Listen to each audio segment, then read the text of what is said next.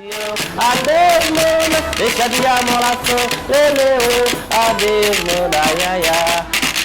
Leleu, adeus, manda, iaia. Luana, adeus, manda, iaia.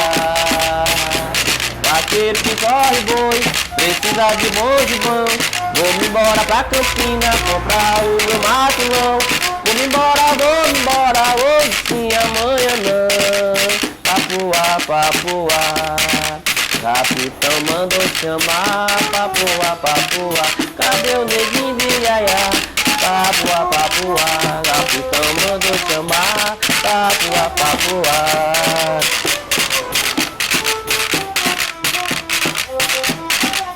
Vocês raspam a base? Vocês rapam a base? Só sabe dançar. Só gosta de dançar. Posso começar? Claro, tá bom. O meu nome é Pedro Luiz, Luiz com Z. Pedro Luiz da Silva Filho, tenho 32 anos, nasci no dia 29/6/91. Não nasci aqui na cidade, nasci em Timbaúba, que é uma cidade da zona da mata de Pernambuco, mas nasci lá porque nessa época já não era uma época que se tinha muita parteira, né? Não tinha muita parteira nessa época aí. Aí tem até hoje aqui, que é minha vizinha, mas nessa época ela já estava doentinha. Eu fui para Timbaúba apenas para nascer. Minha mãe disse que ela era para eu ter nascido aqui em Pedra de Fogo. Só que a dor apertou, ela se agoniou-se com a trajetória e pegou um carro aqui junto com meu pai e fui nascer em Timbaúba. Lá.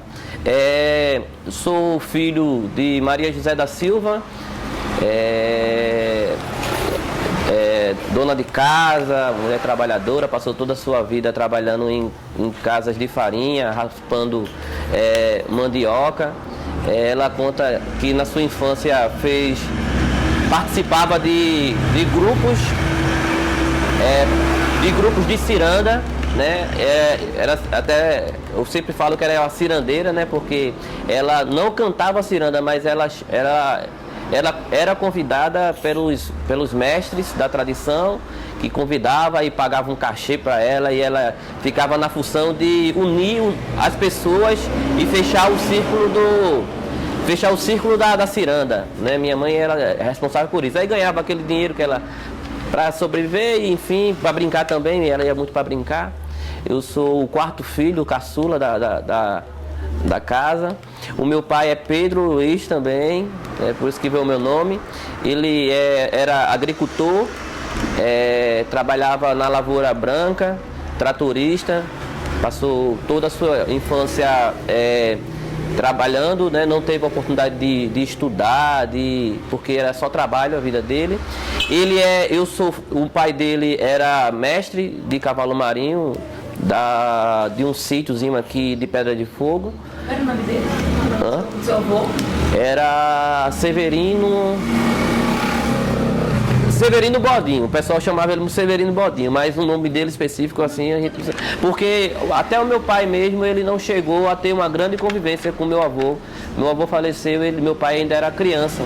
Meu pai conta uma história que meu avô era dono de um cavalo marinho, e esse cavalo marinho ele acabou no dia que aconteceu um assassinato dentro dele, sabe? Costumavam brincar muito, fim de semana não tinha toda essa diversidade de cultura que se tem hoje, de arte que se tem hoje, e as únicas brincadeiras que existiam naquela comunidade, que era ali em Fazendinha, por ali, aqui, aí só tinha mais o que? Era cavalo marinho, ciranda, talvez alguns barbal que tivesse por lá, alguma brincadeira de boneco, e essa é um pouco do que são meus pais, né? Tem um irmão que ele é músico de filarmônica, toca sax, instrumento mais armorial, né? Vamos dizer assim. E tem um outro irmão que faleceu, que ele era pajé de uma tribo indígena, ele começou na tribo Tupinambá, daqui de Pedra de Fogo, que foi que foi fundada pelo mestre Severino, mais conhecido também como mestre Lelé. Essa tribo hoje ela se encontra desativada, né, por falta de liderantes, falta de apoio para que isso possa estar presente, sabe? Minha irmã, dançarina de bandas, minha irmã já é mais nova um pouco, já é dançarina de bandas de forró, né? Assim, de quadrilheira também. E essa né?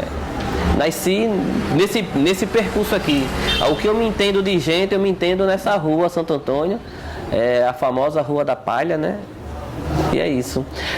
A minha carreira, vamos dizer assim, carreira artística, ela começa quando eu tinha mais ou menos uns 7 anos de idade. Nesse período eu participava de um programa chamado PET, que é o Programa de Erradicação do Trabalho Infantil, onde tiram as crianças, né, de serviços, trabalhos que elas possivelmente poderiam estar fazendo para ajudar seus pais, suas famílias, e colocava dentro de uma escola para elas estudarem, e também tinha uma contribuição econômica também, que na época o governo pagava um dinheiro para a gente ir estudar, ó. Que legal. Aí, depois desse projeto do PET, eu recebi um chamado para participar de um projeto chamado Movimento Cavalo Marinho, que aconteceu lá no finalzinho da Santo Antônio, lá no finalzinho mesmo. Era um lugar chamado Núcleo Cultural. Eu tinha mais ou menos aí uns 7, 8, 9 anos por aí. Esse projeto começou, e esse era um projeto que era para ensinar cavalo marinho. E até então eu não conhecia o cavalo marinho, mesmo tendo avós que brincavam o cavalo marinho, tendo famílias que sabiam o que era aquilo dali, o que era o cavalo marinho, mas eu não conhecia o cavalo marinho propriamente, sabe? E quando eu comecei a participar do cavalo marinho, aprendendo a tocar os primeiros pandeiros da minha vida no cavalo marinho, raspar uma base, balançar um mineiro, aí eu comecei a levar o instrumento para casa. Aí eu achava engraçado, porque eu recebia aula lá de um pessoal que era da família de Salustiano, era um dos filhos de Salustiano que vinha e dava aula. O projeto era para fazer meio que uma salvaguarda do cavalo marinho, era uma salvaguarda do cavalo marinho, que a coordenadora desse projeto era Michele Vasconcelos de Brito. Ela era uma diretora de arte daqui, de Pedra de Fogo. Conseguiu montar projetos que até hoje eles se tornam consolidados, sabe? Eu falo isso porque hoje o Galpão das Artes, que é onde a gente está aqui, que é o Galpão das Artes, ele é ele é um fruto desse projeto, sabe? Porque foi um projeto de 2 anos, onde a gente aprendemos cavalo marinho.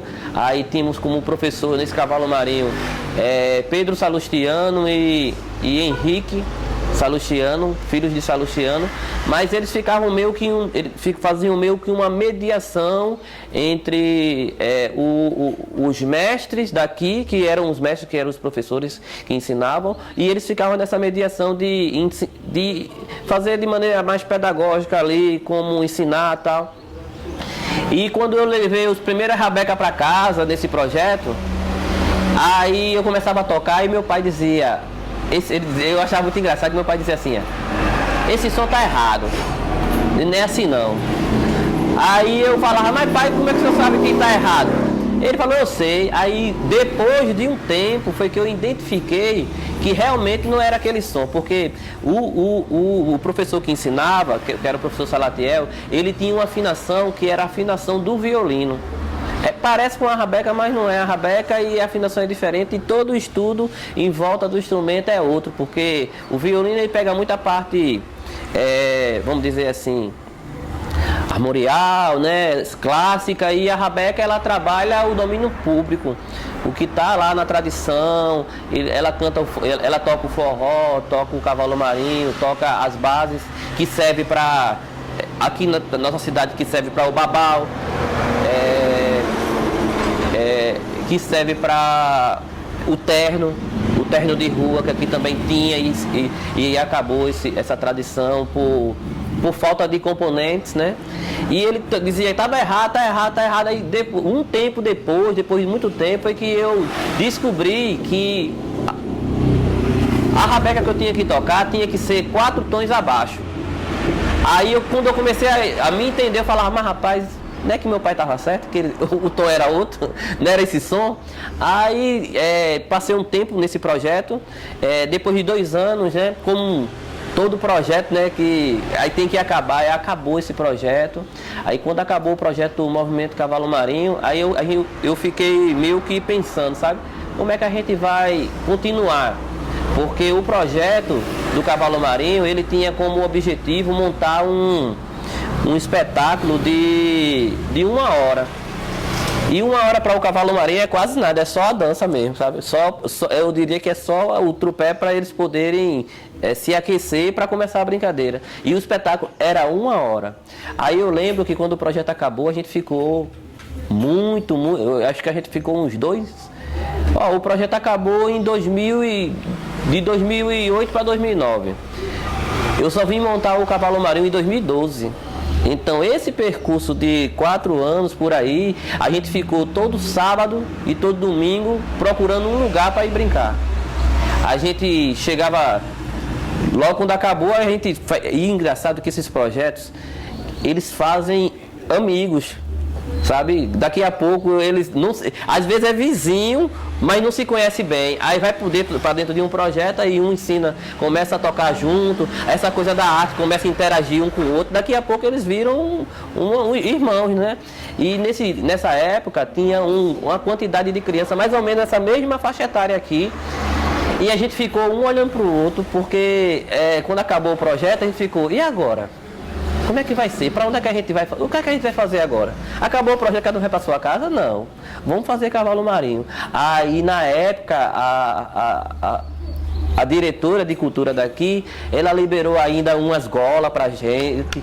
Liberou, foi dando umas golas, foi dando uns boios, dando umas máscaras, umas espadas. A gente falou, olha, a gente ganhou esse material aqui, a gente já dá para fazer uma brincadeira já. Aí a gente começou, tipo, ia pra uma casa de alguém, aí a gente brincava no canto, aí tinha um senhorzinho ali, pai, vocês brincam Cavalo Marinho? Vocês brincam por quanto um Cavalo Marinho na minha casa? A gente dizia, nada, não precisa pagar não. O seu pai vai fazer lá um lanche lá pra gente e a gente vai lá brincar Cavalo Marinho. Aí a gente ficava de lanche em lanche na casa do povo, na casa do pessoal, tal, até que o projeto, esse, entre aspas, né, Cavalo Marinho, que não era Cavalo Marinho, eu falo sobre a questão de ser uma tradição do Cavalo Marinho ali, sabe? De ser um foguete mesmo. Não era só uma brincadeira ali, de um espetáculo, vamos dizer assim. Aí foi criando forma, foi criando jeito ali. Aí o pessoal, mas rapaz, você só brinca 1 hora, é? A gente se sentiu cobrado, né? Não, a gente não vai fazer. Os mestres brincam 12 horas. Assim, se deixar, eles passam dias e dias parando, tocam uma outra coisa aqui, daqui a pouco eles começam, mas no Cavalo Marinho mesmo chega até 8 horas de duração mesmo, sabe? E a gente, rapaz, como é que a gente vai fazer? Aí um foi aprendendo, eu acho que isso foi intuitivo de cada um. Eu fui me interessando mais para tocar rabeca, quis muito tocar rabeca, sempre me interessei, mesmo fazendo, na época, botando figura, mas eu sempre me interessei muito pela música, pela parte sonora do Cavalo Marinho. Ali eu comecei mais a me interessar um pouco mais pela rabeca. Já teve outros dos galantes que começaram a se interessar mais a colocar figura. Aí o que era um Cavalo Marinho de 1 hora, já era 1h20. Porque a gente aprendeu a colocar uma figura. Aí, olha, o Cavalo Marinho hoje demorou mais tempo, não foi 1 hora só não, foi 1h20. Aí depois, o Cavalo Marinho começou a ganhar 2 horas de brincadeira. Daqui a pouco, 3 horas de brincadeira. A gente com o Boi Maneiro já chegou a brincar 6 horas. De fazer 6 horas de Cavalo Marinho. Nesse percurso aí de brincar no canto e outro, quando chegou 2012, mais ou menos janeiro de 2012, a gente recebeu um convite para ir brincar um Cavalo Marinho e o Patininga. E a gente chegou em Patininga, foi brincar. O Patininga é uma cidade Zona da Mata daqui de Pernambuco, lá de Pernambuco. Aí quando brincou em um patininga, aí quando a gente veio, a gente já não veio mais, parecendo mais aquele pessoal que brincava pelo lanche. E aquela coisa de brincar, não, a gente veio de lá, porque as pessoas que estavam lá assistindo, elas começaram a tratar a gente como se fosse um cavalo marinho de tradição de muito tempo. Aí a gente ficou meio que com esse peso na... Rapaz, a gente é um cavalo marinho, né? A gente é um cavalo marinho, ficou naquele... Aí quando foi no dia 28 de 2012, a gente juntou todo mundo. Nessa época não existia esse galpão, só existia a casa dos meus avós, que era a casa dos meus avós. Aí eu juntei todo mundo na casa da minha mãe, cortei uns TNT, umas coisas, e falei, agora a gente vai amarrar uns arcos, porque a gente vai começar a montar um cavalo marinho. Eu lembro como se fosse hoje. A gente juntou uma garotada grande lá e começou a cortar fita, a enfeitar arcos. E quando foi nessa data do dia 28 de 2012, de agosto de 2012, a gente estreamos o cavalo marinho Boi Maneiro.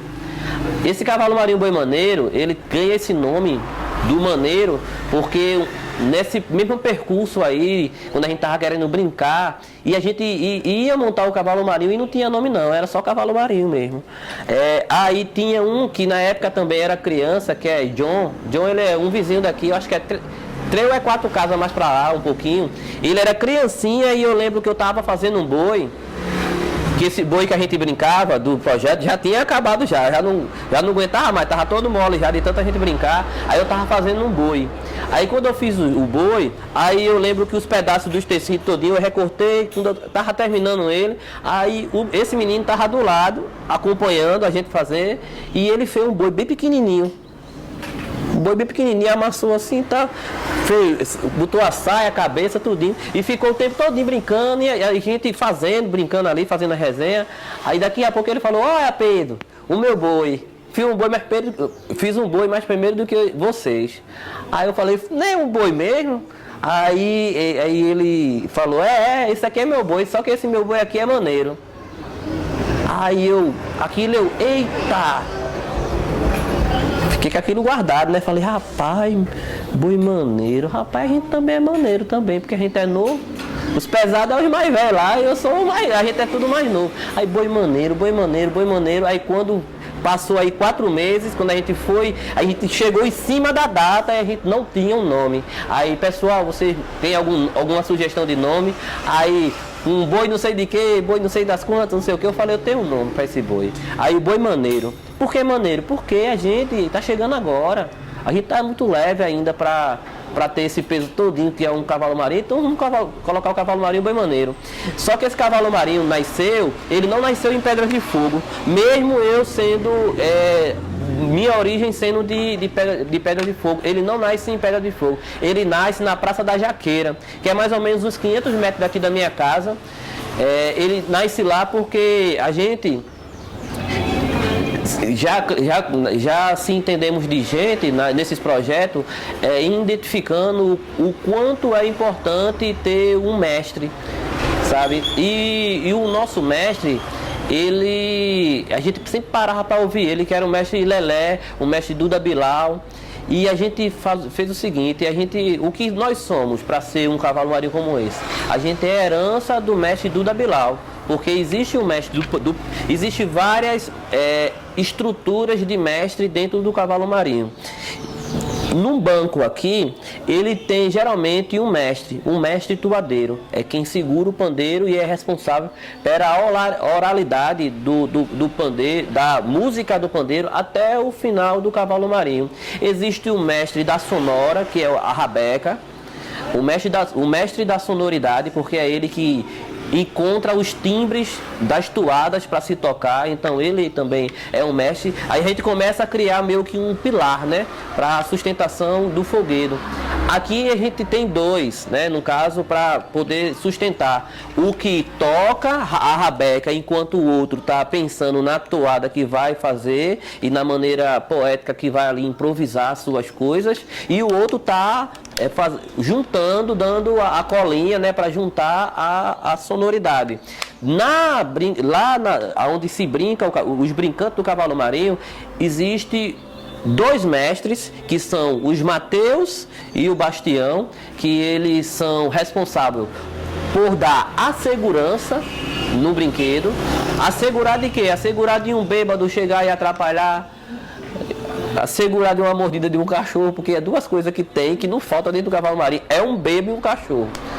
Tocou um cavalo marinho, aparece essas duas figuras, eu não sei quem chama, eu sei que aparece. Um bêbado e um cachorro para querer morder alguém. Aí parece que é uma coisa. Aí os Mateus, ele é responsável por dar essa segurança. O mestre, que se encontra na figura central, ele é responsável pelo pé da dança, que a gente chama que é os trupés. Ele que troca os trupés na hora que ele bem quer e pretende. Isso tudo guiado não por uma ordem verbal, mas por um apito, sabe? No soar do apito dele é quando começa o cavalo marinho, quando se muda de toada, quando se muda de trupé, quando se muda de figura, é tudo na base do apito, sabe? Falar se fala, mas é aquela coisa bem baixinha, mas é o apito que fala mais alto, sabe? As pessoas já começam a compreender quando o cavalo marinho começa, ninguém precisa dizer, senta fulano, não. O cavalo marinho vai começando, como vocês viram aqui, parece que os meninos já têm na sua essência já. A coisa vai começar, eles já começam a se sentar por ali, já começa a ver uma base, a trocar, não quero essa, quero aquela. O rabequeiro já começa a ver os tons, a armar por ali. Daqui a pouco, quando o mestre só chega aqui e ele só apita, já começou o cavalo marinho. Aí ele ali, se ele não apitar, passa 3 horas cantando toada um pro outro. E outra, a brincadeira do cavalo marinho é diferente de um teatro. E não é, né, ao mesmo tempo. Mas é porque eu vejo que o teatro e os artistas do teatro, eles estão fazendo aquilo, almejando a observação do público.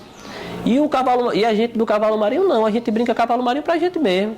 Se o mestre chegar e ele raspar a base, apitou, a gente tá aqui tocando, vai tocando. A gente só vai começar alguma coisa quando ele chegar, falar, vai, trupé. Apitou, pronto, ali a gente já mudou a toada, é trupé. Enquanto ele não tocar, a gente tá tocando as músicas de trupé, que é as toadas soltas, até quando ele quiser. Quando ele disser, agora a entrada do Mateus, ele vai apitar, a gente vai fazer a entrada do Mateus, vai começar a criar um segmento de cavalo marinho. Se não tiver, se a figura foi embora e me deixou, que é a estuada que a gente toca, e não tiver nada para vir, a gente vai voltar de novo para a estuada que a gente tava tocando, vai cantar outra, vai improvisar e assim vai, sabe? Aí o cavalo marinho hoje está com 11 anos, 12 anos, né? 2024, a gente tem hoje mestres que sustentam esse brinquedo. Eu não me costumo chamar de mestre, tem o pessoal que fica me chamando, mas eu acho assim, eu acho que enquanto houver um guardião como o seu Araújo, com 102 anos, lúcido, tocando rabeca, mestre Pinto com 68 anos, brincando cavalo marinho, eu não vou me chamar de mestre nunca, sabe? Eu vou ser sempre mediador aí para poder ensinar essas garotadas. A gente, graças a Deus, hoje em dia tá tendo uma sabedoria de poder manter um prédio como esse, sabendo a dificuldade que é para poder ter um trabalho, sustentar minha família e poder estar com um espaço desse assim aberto para poder receber a garotada para brincar. Tem muitas pessoas que chegam e quer alugar para montar um ponto comercial, ser outras coisas, menos ser um aparelho público para se trabalhar arte e cultura. É muito difícil, mas a gente está por aí e é isso. Então, o cavalo marinho, ele pega fatos no dia a dia e coloca na brincadeira. O fato, o cavalo marinho, dizem que o cavalo marinho começou apenas com a brincadeira da dança. Era só a dança que existia no cavalo marinho, sabe? Existe na história que na Europa tinha na época dos reis, existia as danças das fitas, que um jovem de classe alta, ele comprava uma fita de cetim, que naquela época era um diamante, né, vamos dizer assim. E eles pegavam aquela fita de cetim folheada com ouro e eles colocavam neles e iam para aquele baile. A história lá conta assim, né? Que eles iam pro baile. Aí chegava no baile, ele se agradava de uma moça e ali ele chamava para dançar. E quando ele dançava, e ali eles queriam presentear a moça com algo. Então ele pegava aquela fita e entregava para a moça, de maneira como se estivesse se comprometendo com ela. Esse baile, ele é um baile de reis, de muitos anos, tal. E o cavalo marinho, quando ele veio para cá, ele trouxe um pouco dessas origens. Mesmo sendo africano e misturando com os indígenas aqui, mas tem uma influência muito grande dos portugueses. É aí onde a gente chega no baile das fitas. O cavalo marinho ele era só dança. E só existia só dança. Existia o baile dançado realmente de pares e existia a dança solta, a dança de círculo, que no cavalo marinho também tem. Mas a partir do tempo que o cavalo marinho começou a ir para um canto, ele começou a criar características diferentes. Eu acho que o pessoal mais lá no sul, eles conhecem mais o cavalo marinho que está no DVD. Né? Isso, aí o cavalo marinho que está no DVD, eu diria que é uma célula. Não é realmente o que é o cavalo marinho. Ele é uma parte do que significa o cavalo marinho. Aí a gente vai lá para aquela conversa que eu tive no início. Cada lugar vai ter um cavalo marinho com uma característica diferente. Vai mudar alguma coisa. No cavalo marinho da gente, o banco se apresenta, o trupé acontece ali, a dança solta. Mas depois daquela dança ali, quem vem é o soldado, o Mateus e o Bastião. O Mateus e o Bastião vêm para brincar, se apresenta. Já em outros cavalos marinhos, eles brincam, mas é assim, depois que tem a apresentação do banco e do trupé, já vem o Ambrósio, sabe? Aí tem lugar que brinca com o mané do baile, que é um senhor, dono de um baile e tal, e ele quer que todo mundo dance, é um velho xerido. Hoje tem até linguagens que parecem com o tempo de hoje, quando se trata de crimes hediondos, como abusos, violência, tem muita coisa muito parecida com outro. Mas naquela época, o cavalo marinho já estava falando sobre isso. O mané do baile, ele é essa figura. Mas a gente não brinca com o mané do baile. A gente brinca com uma figura chamada Barbaça, que tem vários nomes. O Barbaça, ele tem o nome de Barbaça por conta da barbona que ele tem. Ele se chama também de Valentão. E de... só esse daí. Só... Tendicué também. Tendicué, o nome... Também o pessoal também chama ele de Tendicué. O que é esse Barbaça? Esse Barbaça, ele representa um senhor que ele era muito ruim para sua família. Ele maltratava a esposa, batia nas filhas. Ele tinha duas filhas, uma delas é a que é citada no cavalo marinho, que se chama Manuela. Só que Manuela se apaixona por um cavaleiro que aparece ao redor da casa dela, que é uma cena que eu acho que vocês viram no cavalo marinho já, que é o cavaleiro, quando ele chega, faz: minha pastorinha, que fazer aí? Aí ela fala: pastorando o gado, ô meu mestre, que eu deixei aqui. Aí ele: o gado é alheio, não se perde não. Se tu quer ir, vamos pastoria lá para o meu sertão. Ela: lá pro seu sertão, eu não vou lá não, que eu sou solteirinho.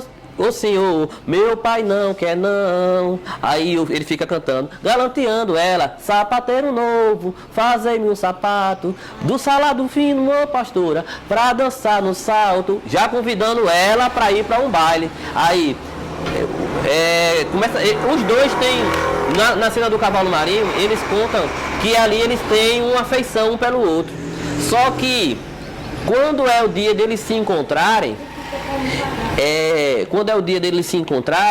ela diz para ele, pro cavaleiro, que ela não pode ir embora sozinha não, porque se ela for sozinha, a mãe dela é quem vai levar a culpa disso tudo e pode acontecer até a mãe dela morrer, do pai dela matar a mãe dela. Aí ela combina com o cavaleiro de não ela só ir embora com o cavaleiro, mas também levar a mãe.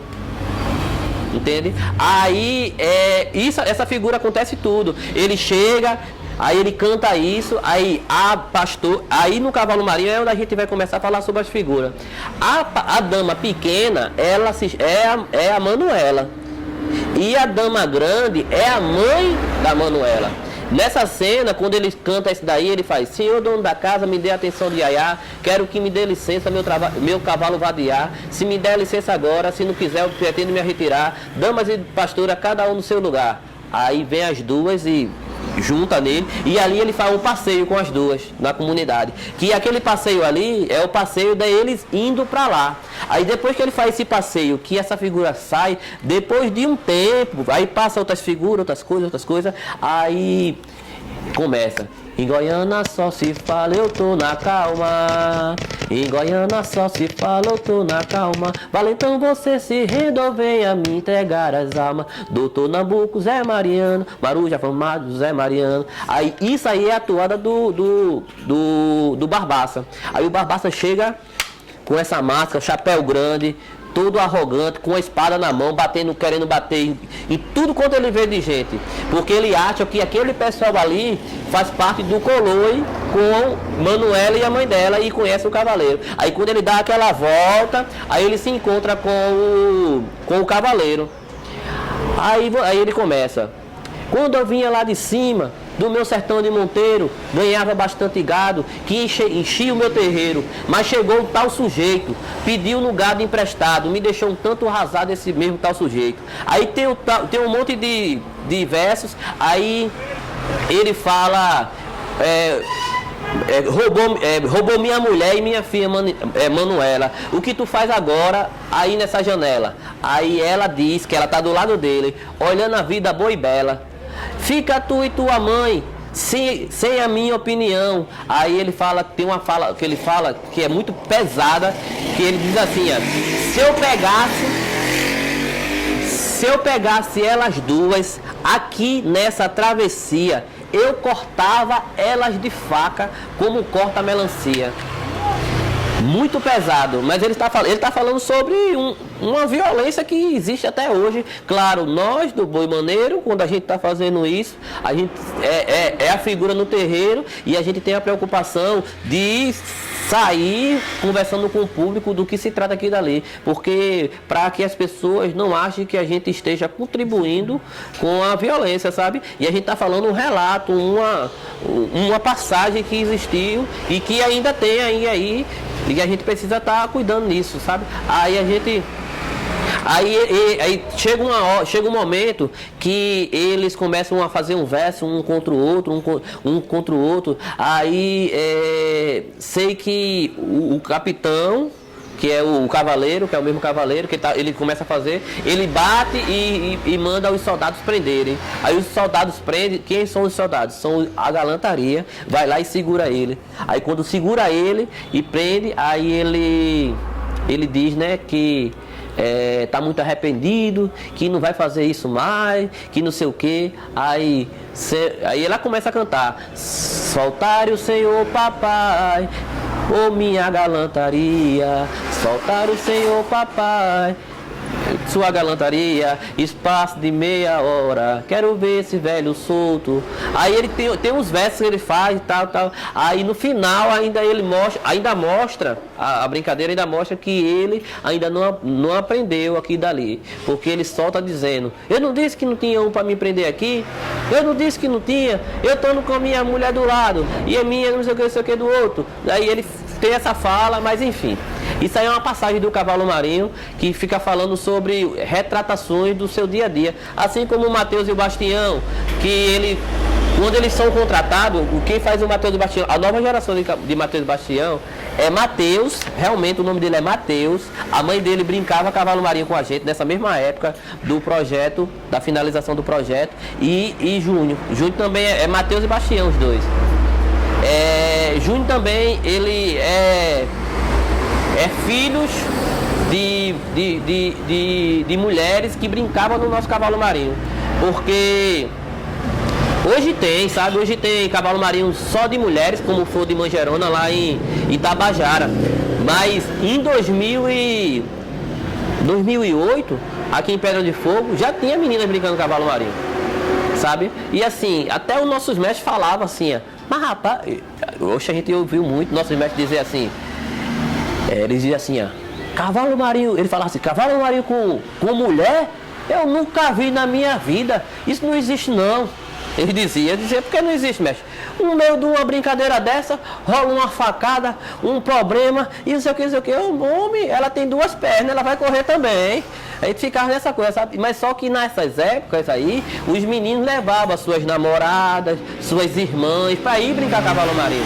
E Jailma NL participava do cavalo marinho desde quando era um projeto social e era pessoas que se destacam brincando cavalo marinho e brinca mesmo. É tão tal que quando esses meninos vieram para aqui para vir brincar cavalo marinho e a gente fazer ensaio aqui, esses meninos já chegaram prontos. Batendo trupé, chega só molinho brincando cavalo marinho. Tá no sangue já, sabe? Aí quando esses Matheus e Bastião, daqui da tradição, quando eles vêm negociar com o capitão, eles negociam da mesma maneira que aconteceram com até mesmo o meu pai, meus avós, aonde, tipo, o meu pai ele faleceu com 56 anos, vítima de um AVC. Agora, como é que ele adquiriu um AVC desse durante a vida dele? Os produtos químicos que foram jogados, que ele ajudou a envenenar plantas, sabe? E tipo, trabalhar como acontece até hoje, trabalhar, você chega o período de você ganhar aquele dinheiro visto por lei para você poder ter, para poder passar, vamos dizer assim, uma férias, né? Vamos dizer um 13º, um salário para o trabalhador, você não ganhava. Naquela época, as pessoas que trabalhavam, eles trabalhavam para comer. Eu já vi muito minha família, meu pai, minha mãe, dizer muito assim, que a gente tem que trabalhar para comer. Hoje, graças a Deus, a gente não diz mais isso, que é para trabalhar para comer. A gente quer viver daquilo dali, sabe? Quer viver. E na minha época que eu nasci, era para sobreviver. Eu lembro que eu sou de uma época que a gente só comia uma carne bovina quando era fim de ano. Até hoje, minha mãe, ela diz assim, vou comprar minha carne de festa. Porque era a cultura dela. Comia um galo do terreiro. Até hoje a família disso aqui também cria galo no terreiro para comer também. Essa é a tradição, né? E tinha carne de festa. O Matheus, quando ele é chamado pelo capitão para trabalhar, ele vem para fazer uma coisa que o capitão, que o dono da fazenda não tem capacidade de fazer. Não tem capacidade física e intelectual para tomar conta da lavoura, de saber o período de uma planta, o círculo dela até a colheita. Então, quando eles fazem uma negociação, eles fazem: Matheus, você quer ganhar quanto? Aí o Matheus diz: eu quero ganhar 1, 2, 3, e ele tá muito. Vou lhe pagar 1, 2, 3 e nada. Ele fala: realmente, parece que essa conta tá certo, Pareia. Aí o outro: um bode e uma buchada. A cabeça é sua e a rabada é minha. Esse símbolo aí, ele já diz muito sobre a agricultura industrializada, porque 1, 2, 3 e nada era o que eles eram acostumados a fazer. Aqui nesse território aqui, hoje a gente pode dizer isso, porque a gente está num século muito globalizado e que quando um se some, as pessoas fazem uma busca ativa até encontrar onde é que se encontra esses corpos. Mas antigamente, quando eu estou dizendo de antigamente, é muito recente, isso é de 80 para 90. Quando um trabalhador um cortador de cana, ele trabalhava ali seus 2, 3 anos dentro de um engenho, que até um tempo desse tinha engenho aí, e ele chegava, queria suas contas, eles queriam suas contas porque ali ele marcava. Vai lá pegar a chave com seu pai. Ele ali, ele marcava até na parede, 1 semana, 2 semanas, ou um mês, isso aqui dá tanto. Ele tinha tudo computado. Quando ele chegava, dizia, olha, eu quero minhas contas, eu tenho tanto para receber. E ele dizia, o patrão dizia, não, você não tem nada para receber não. Aí ele, então eu vou botar no pau, na junta. Ia chamar o Ministério Público ali do Trabalho para fazer alguma coisa. Só que esse ministério fazia o papel dele. Só que quem assegurava a vida desse trabalhador no seu dia a dia? Então o que acontecia com muitas vezes, quando dizia assim, eu vou botar no pau, aí o senhor do engenho ali, ele já pegava, não, meu filho, não precisa não sei o que, não sei o que. E quando ia lá para dentro era que era certo. Ele arrumava algum jeito, aí ali ele pagava. Mas aquele cara não ia gastar aquele dinheiro. Não dava tempo. Às vezes sumia com o cara. Existe um relato de história daqui de um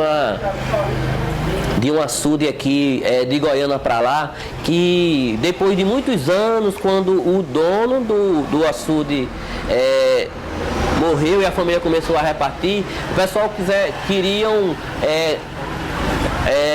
derrubar o balde do rio para escoar as águas para fazer uma outra coisa naquele território. Quando eles escoaram, a quantidade de corpos que tinha com pedra amarrada nos pés era enorme.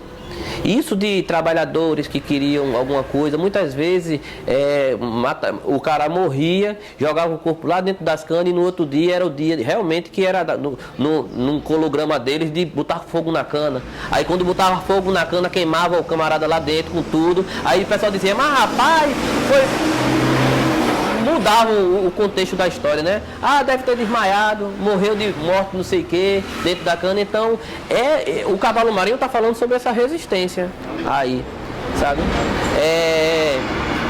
Essa violência que tem até hoje, o cavalo marinho em si, ele vem para uma resistência, né? Assim, quando a gente hoje fala sobre o soldado, que é o soldado da gurita, que se chama, a linguagem do cavalo marinho é gurita, mas é o da guarita, do meio da praça, aonde não existia a cadeia, existia a delegacia, né? Nas cidades interior não tinha cadeia. Cadeia eu acho que era uma coisa muito mais capital, não sei o quê. Na cidade pequena se tinha a delegacia, onde deixava o camarada lá, acho que uns dias, depois soltava e aqui era só o hotel de safado ali. Mas não tinha. Aí os soldados de antigamente, ele ia tomar conta da cidade, da guarita, porque a cidade era pequena, então a praça e o arredor da praça já era cidade, não tinha mais outras coisas. Então o soldado da gurita, num cavalo marinho que a gente tem, ele é um soldado que ele batia e bate muito nos Mateus e no Bastião, porque fala sobre essa resistência, sabe? Porque o cavalo marinho, ele não é urbano, ele é rural. O cavalo marinho, ele vem dos engenhos aqui. Se conhece a história do cavalo marinho que vem dos engenhos. A história lá no livro vai contar que veio dos escravos, que tiveram um contato com os portugueses e misturaram ali as culturas, algumas das tradições religiosas e outras. E fala-se a história, e essa história é muito real daqui, é que na década de 30 para 40, quem cometesse um crime na cidade de Pedra de Fogo aqui, e de repente, e ali, não sei se vocês passaram pelo centro da cidade, mas tem uma linha divisória dos dois estados. Se o camarada cometesse um crime em Pedra de Fogo e ele pulasse para Itambé, a polícia não podia atravessar para ir pegar o rapaz. Podia não, porque existia uma lei, não sei o quê. Aí muitas pessoas se aproveitavam disso. Então, alguns desses que orava lá e aprontava aqui, sempre tinha o dia dele pular para ir vir fazer alguma coisa. Então muitas vezes ele estava o quê? Assistindo um cavalo marinho, brincando alguma outra tradição. Então a polícia daqui, ela é conhecida da Paraíba muito por massacrar mesmo e bater. Então, de tanto ter essa questão de apanhar, o pessoal falou, rapaz, eu acho que num cavalo marinho, né? Eu acho que o pessoal pensou assim, que eu não conheço realmente quem criou essa figura. Mas eu tendo a percepção, eu acho que teve tanta briga em cavalo marinho de polícia com civis, né? Com cidadãos, que se tornou uma figura atrativa. Aí um dia eu acho que alguém quis criar o soldado, mas não era um soldado para dar uma ordem. Era um soldado para eles poderem se vingar, tipo assim, nessa semana agora,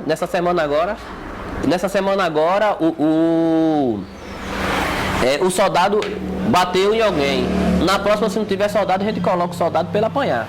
Então ficou muito nessa coisa, sabe? E é uma coisa muito de resistência, porque fala sobre os poderes hierárquicos aqui, aquela coisa de quem é dono de uma fazenda é quem manda em tudo, né? A gente conhece a história daqui, que quem cometesse até um crime contra a vida do outro, se entrasse na fazenda do capitão ali, que às vezes não é nada de polícia, nada de nada, mas só tem o dinheiro, é chamado de coronel, capitão, senhorzinho. Eu conheço gente até hoje que chama os donos das fazendas de senhorzinho. Qual é o mestre do boi maneiro? Mestre Pinto. Pinto? Ah, tá. Eu já sabia. Ele participa também das brincadeiras do cavalo marinho das crianças, né? Sim, ele sempre vem pra cá. Da última vez que a gente foi lá pra o CREFEP, ele tava também. Eu queria até perguntar, quem que põe figura? É o de 7 anos, né? Esses dois aqui são figuras. É Mateus e Bastião. Quem faz Mateus? Ele faz Mateus, o nome dele é Mateus. E esse daqui ele faz o Bastião. Edinaldo, ele coloca a figura também. O Edinaldo meio que falou pra mim um pouco sobre o que é colocar a figura, assim, o que significava pra ele. Será que os meninos conseguem responder pra mim o que é colocar a figura pra vocês? O que representa, o que vocês sentem na hora da brincadeira? Quem quer responder primeiro? Mateus? Não tem a pressa, fala um de cada vez. Você quer falar depois? Não tem problema. E pra você, Pedro, o que representa essa participação? Você fez figura também, né?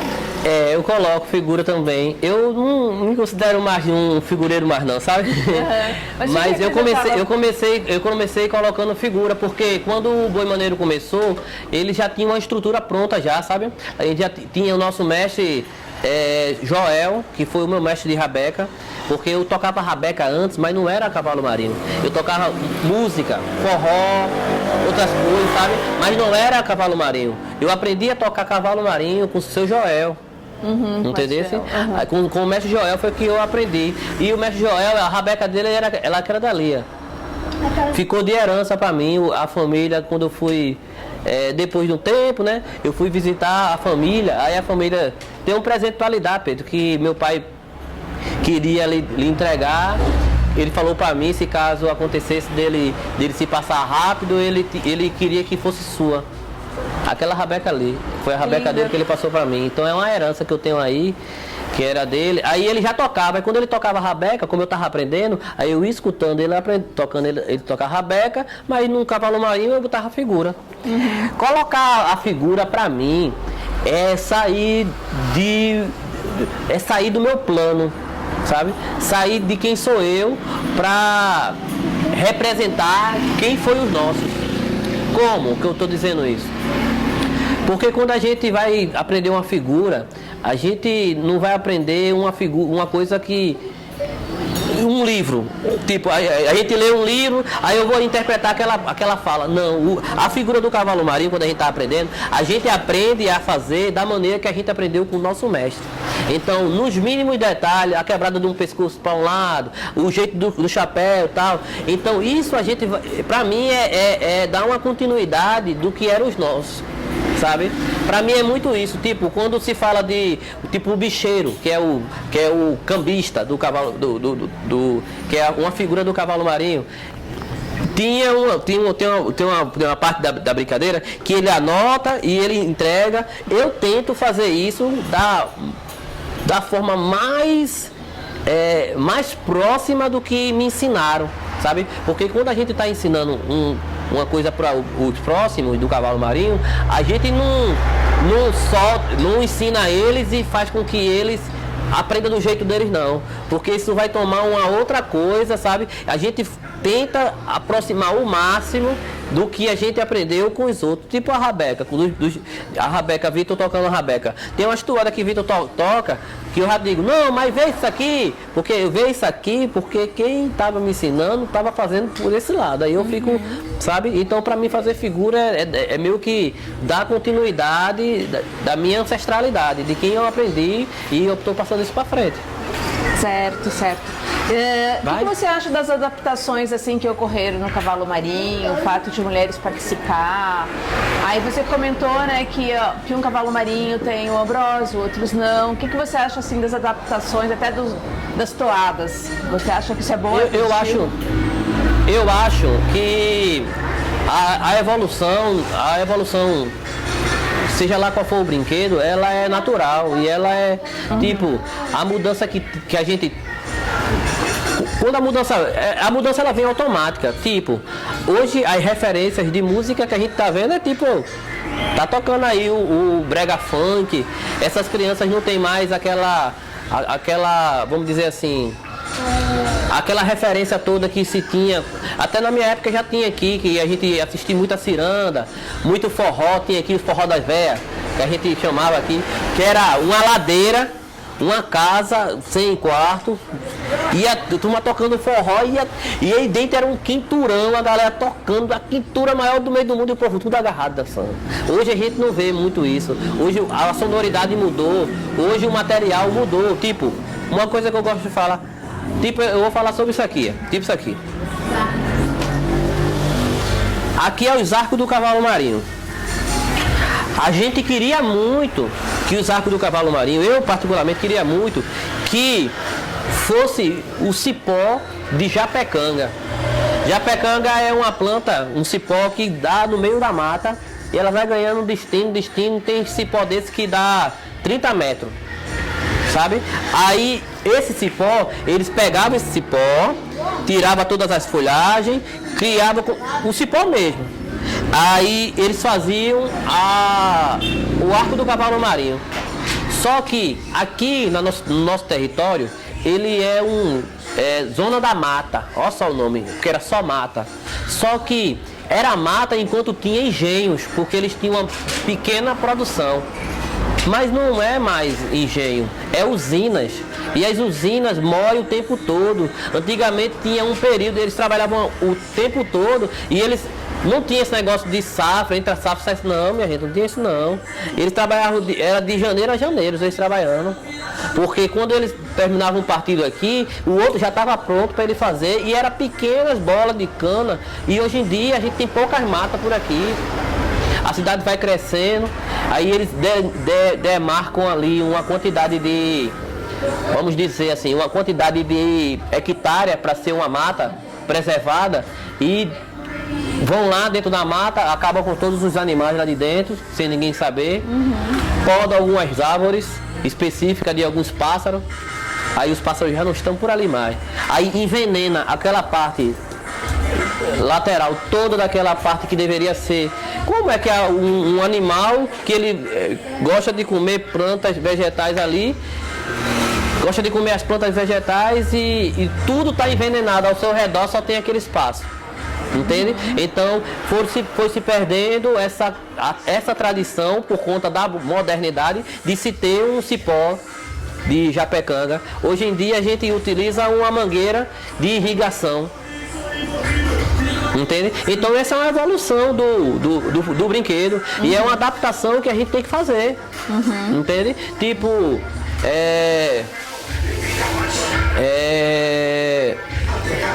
esses cipós que a gente faz muito, a base de taboca.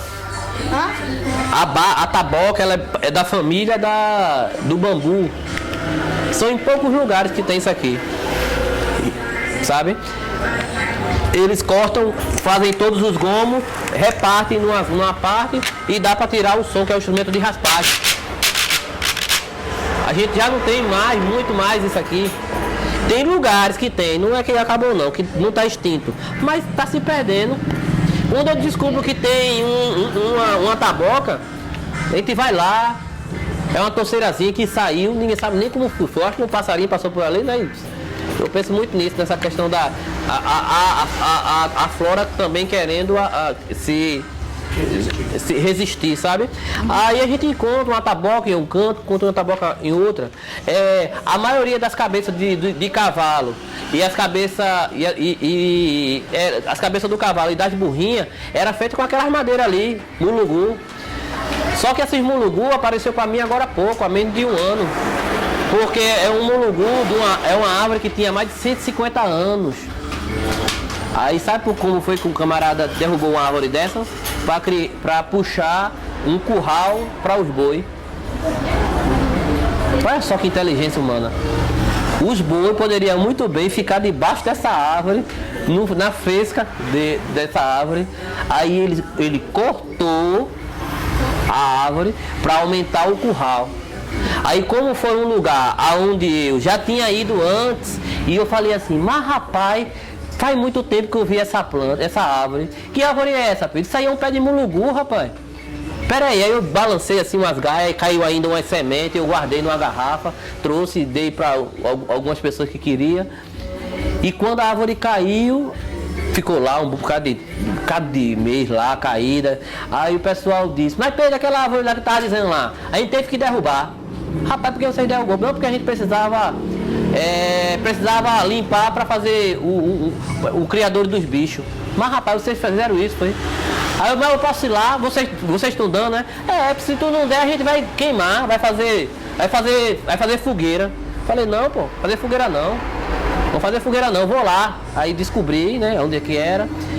Pedi para um amigo meu, um amigo que é seu Zé de Nininha. Zé de Nininha, ele é construtor de rabeca, ele mora em Ferreiros. Zé de Nininha. Aí, seu Zé de Nininha passou a corrente no tronco, arrancou o tronco, ajeitou tudinho, aí me deu essas daí e levou outras para fazer rabeca. Sabe? É assim, é adaptação, sabe? É tipo assim, eu acho que seja maldade dizer que as mulheres não estavam no cavalo marinho, porque elas estavam. Elas só não estavam ali no acontecimento, sabe? Mas quem é que recebia em suas casas esses brincantes?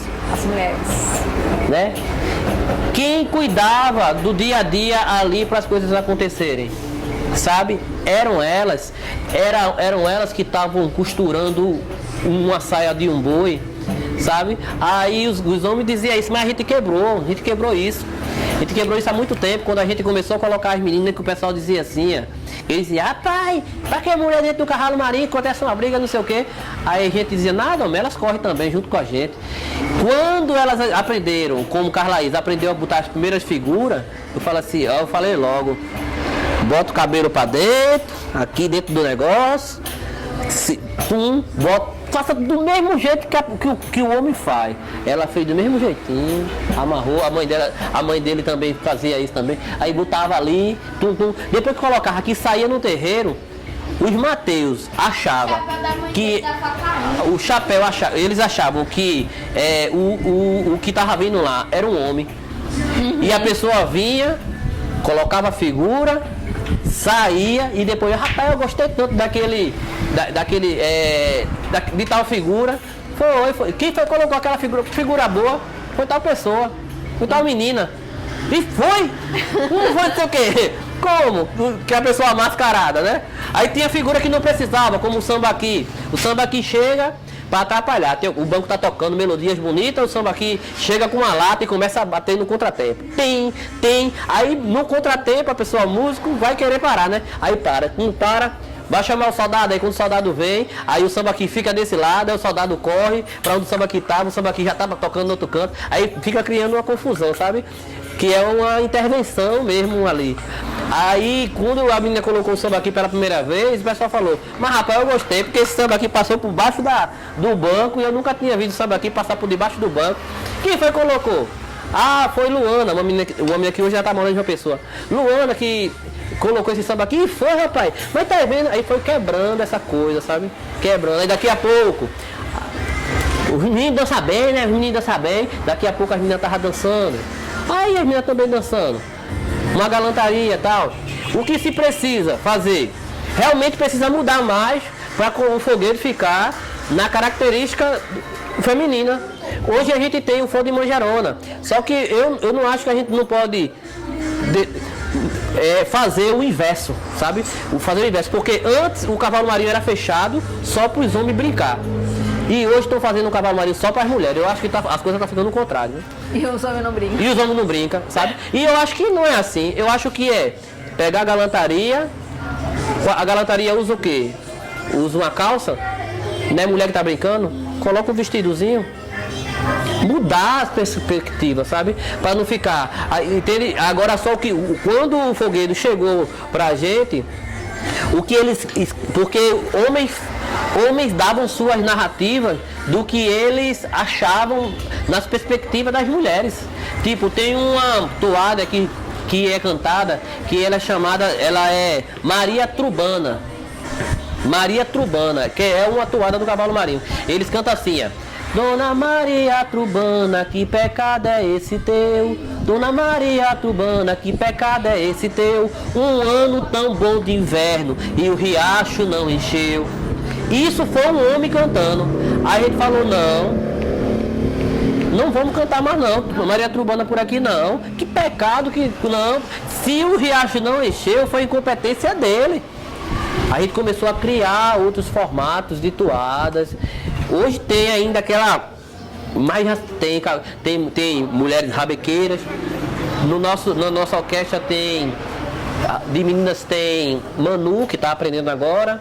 Tem Rafa, que toca uma rabeca divinamente. E tem a Isha, que já está tocando rabeca.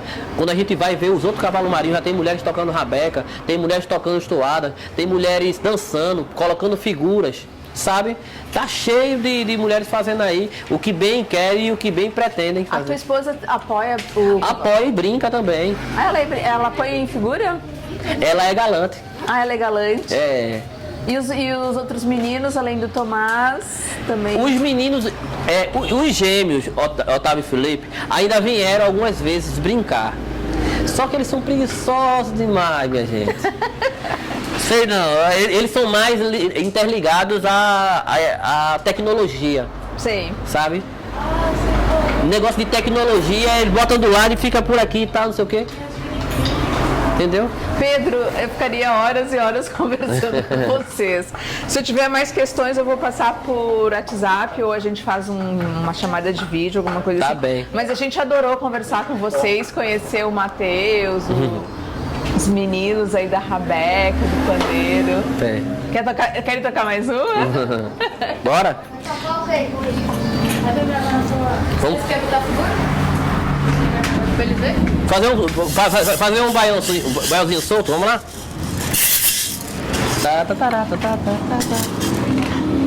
Vamos.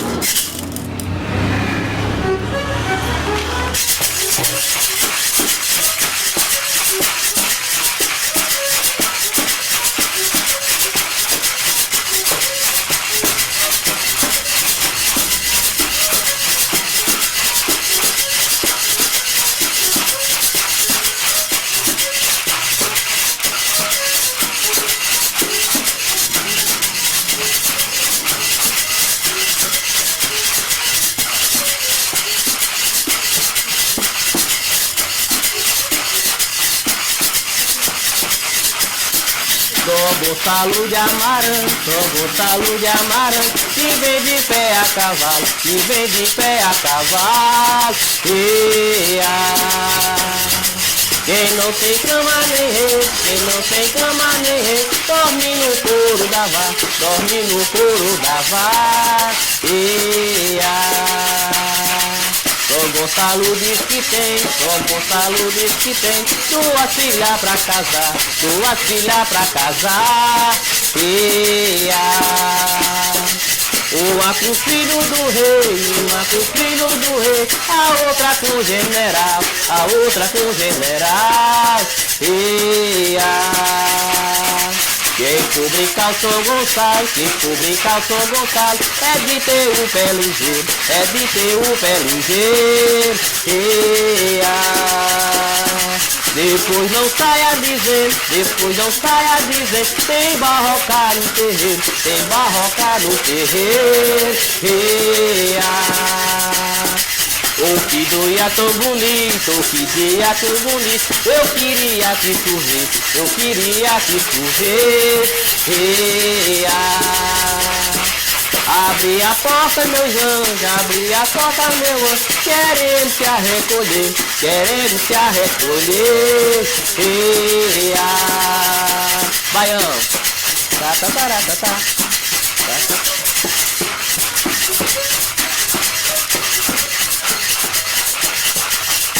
Isso.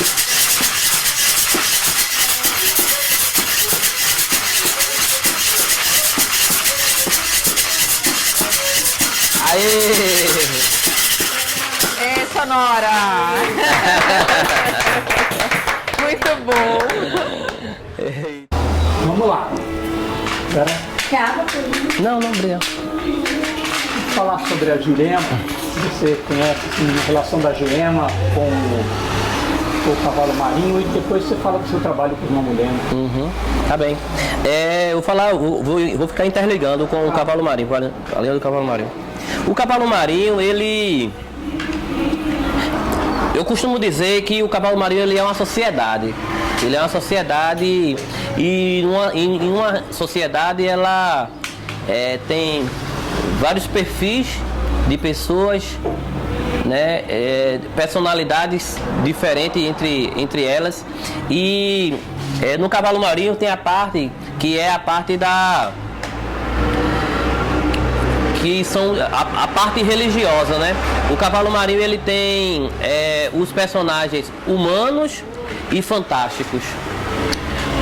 Os animais humano e fantástico. Os animais eles são o boi, o cavalo, a cobra que é feita pelos arcos. Ela não tem uma representatividade como uma indumentária, como uma cobra mesmo, mas tem uma dança que os galantes fazem, um pegando no arco do outro, que forma como se fosse a cobra.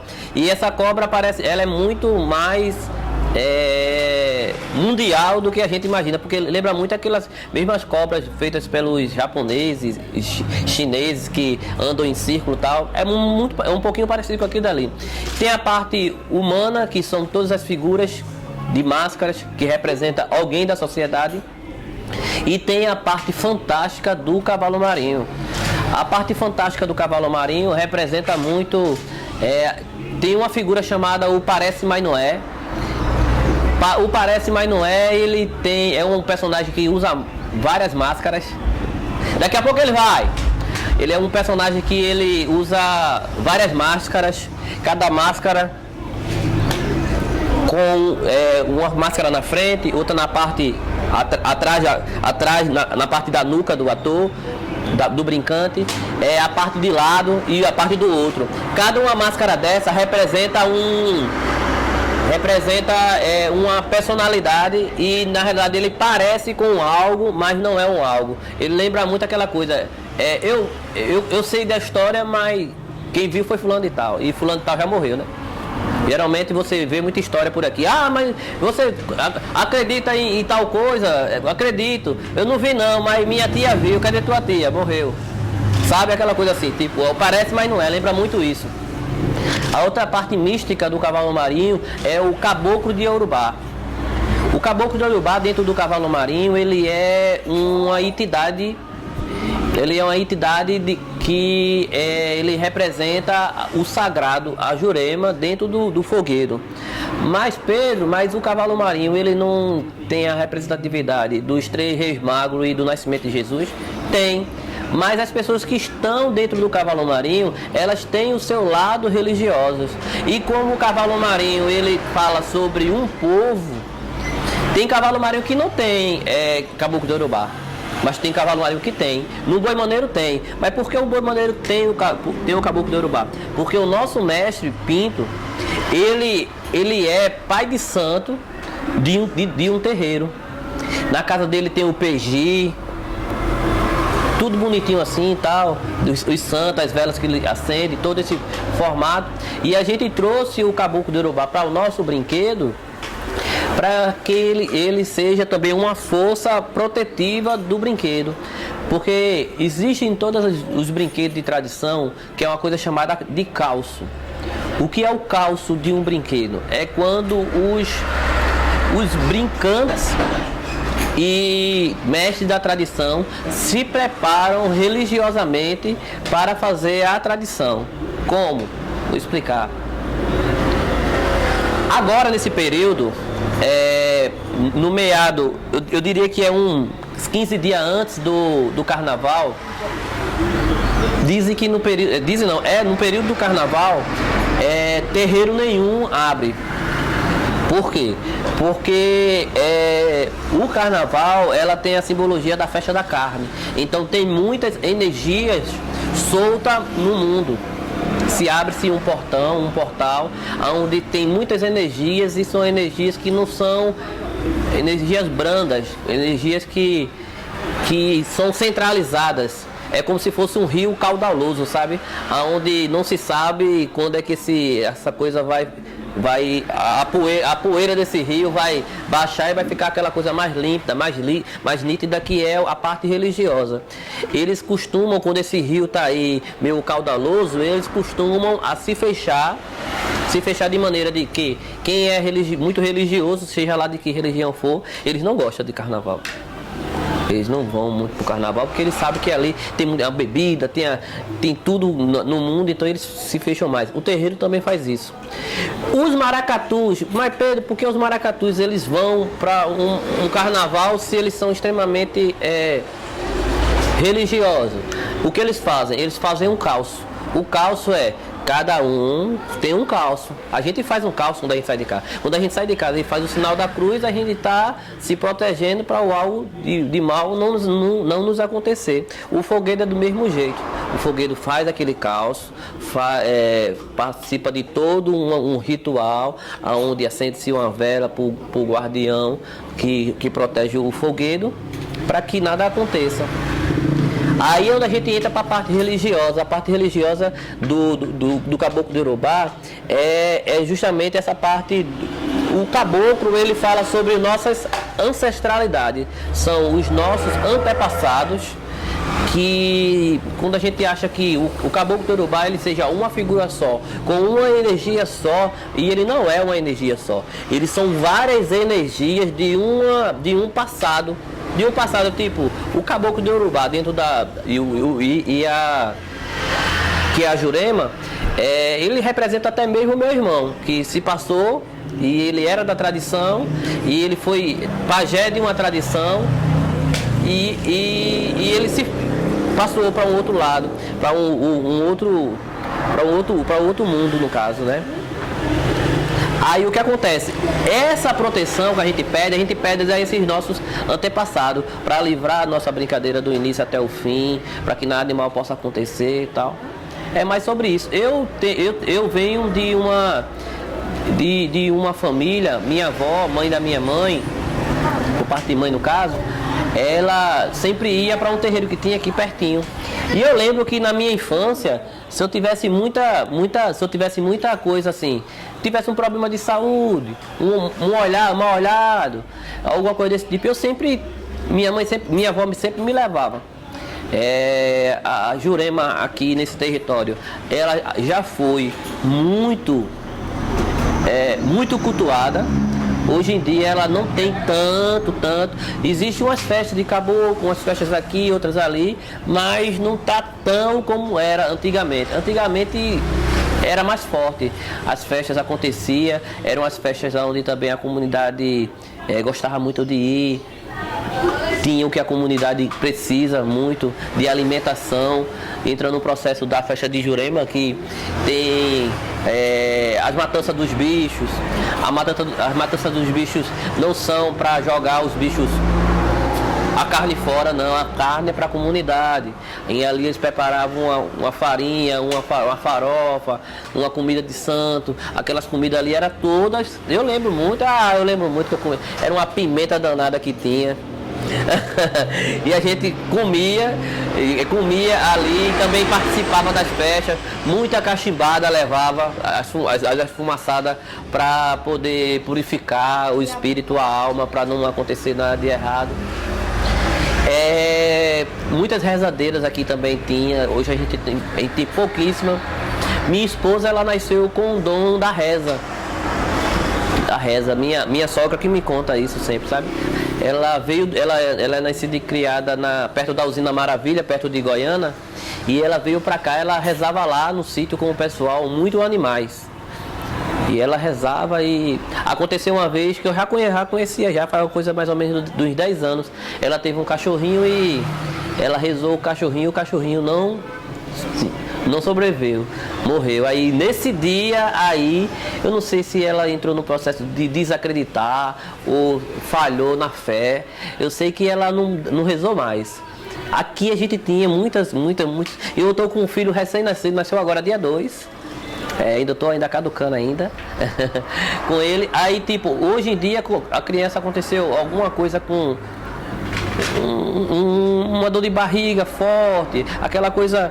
O pessoal leva para as rezadeiras, as mesmas rezadeiras que elas têm uma linha de reza que é católica, de rezar Ave Maria e o Pai de Nosso, elas também são da Jurema. Porque as coisas estão muito interligadas e eu acho que o sagrado é uma coisa só, porém com linguagens diferentes e jeitos diferentes, sabe? O sagrado ele está muito nisso aí, porque você vai lá na casa do Mestre Pinto, ele é de Umbanda, mas o PG dele é um monte de santo católicos, com suas simbologias, com seu sincretismo, sabe? E é isso. Eu tinha um primo que já se passou também, e ele tinha um terreiro atrás da casa dele, um pé de jurema lindo, até hoje tem atrás da casa dele, um pé de jurema lindo no quintal, de frente ao terreiro da casa dele. Se passou assim, de uma maneira, eu falo sempre que ele foi chamado, eu digo, porque ele estava tomando um banho, ele deu um pulo para trás, um grito e se passou. Bem assim, sabe? Não tinha nada, uma dor na unha ele não tinha. Ele simplesmente só ouviram um grito que ele deu. E quando a mãe foi lá, tentou abrir a porta do banheiro. Quando abriu, ele já tinha se passado. Sabe? Mas era um juremeiro, sabe? Era uma pessoa que calçava os brinquedos aqui, ele. A tribo Tupinambá já foi muito calçada por ele já, a Aiga Negra também, as pessoas que estavam dentro da proteção. Eu acredito que essa proteção ela é tão forte que para o que a gente... Tá certo. Essa proteção ela é tão forte e ela funciona. Eu falo que ela funciona porque no livro de histórias aqui da nossa cidade, existia uma época que existia um grupo de extermínio. O que era esse grupo de extermínio? Era pessoas da sociedade, da alta sociedade, que não gostavam de coisas que aconteciam violentas na cidade, e eles mandavam exterminar esses jovens que de repente estavam cometendo crimes de roubo ou até mesmo uso de entorpecentes, coisas desse tipo, eles mandavam matar. E era o grupo, e tipo, pra você ter ideia, nessa época era a época que o pessoal apelidava que era a época do mata-mata. Por quê? Porque todo dia tinha alguém que morria.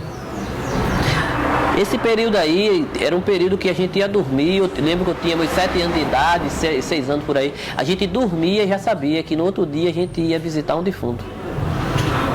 Teve uma época que ficou tão forte, e isso foi para o livro de história. Existe hoje no livro de história os grupos de extermínio.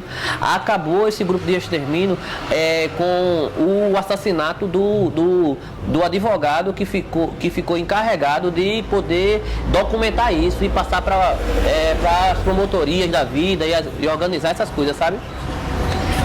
Teve uma vez que eu tô falando isso para ter a simbologia do que eu vou dizer, enquanto a época era uma época mais ou menos de carnaval. Se não fosse carnaval, era pré-carnaval isso daí. E o meu irmão, ele tava... Isso é a história que o pessoal conta, viu? Que eu não cheguei a ver ele contando, não. Meu irmão, o pajé, assim, gente, ó, o índio, ele trabalha com cordão. A tribo indígena, ele trabalha com o cordão de um lado, o cordão do outro, os índios utilizando flechas mas não é uma flecha que atira, é uma flecha que ela tem todo jeito, mas quando ela solta, ela faz tac, ela fica. Isso, ela é uma flecha, a representatividade de uma flecha, mas ao mesmo tempo é um instrumento de percussão.